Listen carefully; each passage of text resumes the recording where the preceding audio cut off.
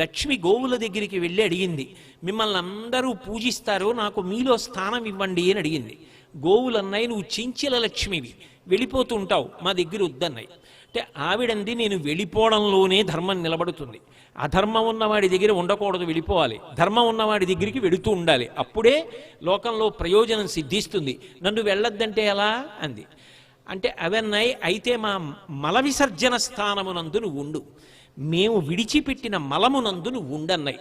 అందుకే ఇప్పటికీ చూడండి, 84 లక్షల జీవరాశులలో ఏ జీవి విడిచిపెట్టిన మలమూత్రములైనా దుర్గంధభూయిష్టములు, ఒక్క ఆవు యొక్క మలమూత్రములు సుగంధభరితములు. గోశాలలోకి వెళ్ళి చూడండి, సువాసన వస్తుంది, పైగా అది లక్ష్మీ స్థానం, ఆవు పేడ యందు లక్ష్మి ఉంటుంది.